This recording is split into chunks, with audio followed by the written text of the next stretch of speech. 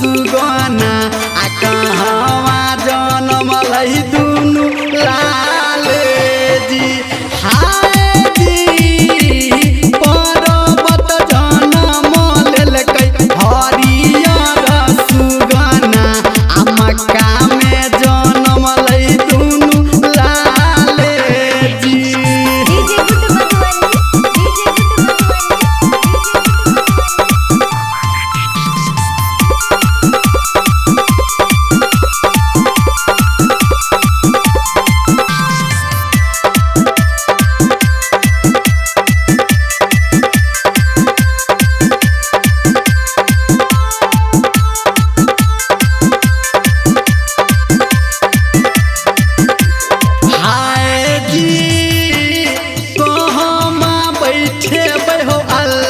हरियर सुगना आ कहवा बैठे दुनु लाले जी हाय जी पिजरा बैठे हो अल्लाह हरियर सुगना चहरे बैठे दुनु लाले जी।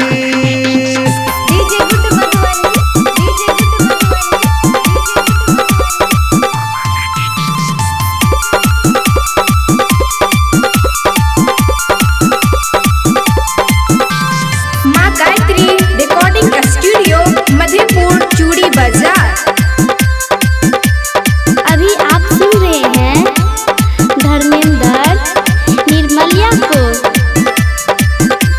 हाय जी कथी में पानी देवे हो अल्लाह हरियर सुगना आ कथी में पानी देवे दुनु लाले जी हाय जी सोना के कटोरा में देवे हरियर सुगना आ रूपा के कटोरा दुनु लाले जी।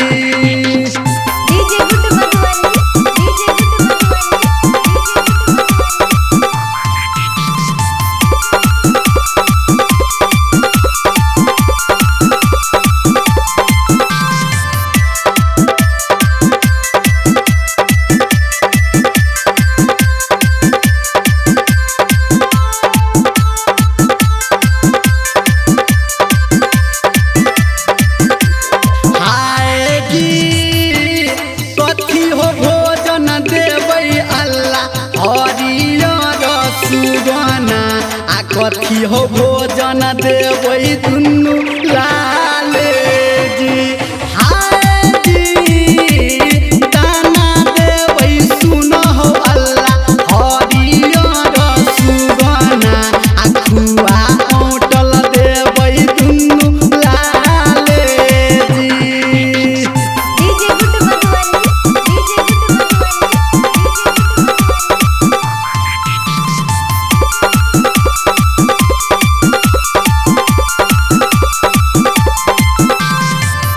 माँ गायत्री रिकॉर्डिंग स्टूडियो मधेपुर चूड़ी बाजार। अभी आप सुन रहे हैं धर्मेंद्र निर्मलिया को।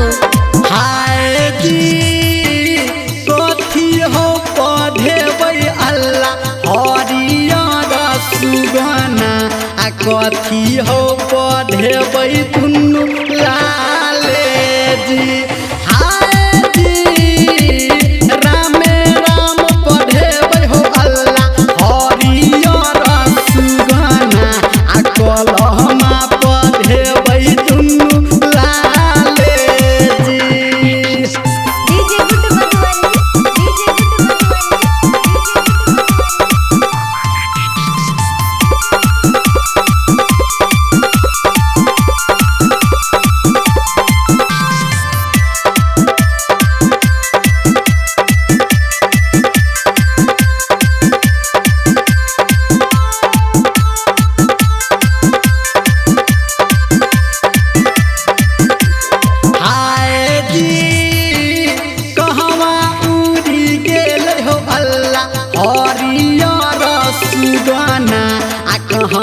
चली गेल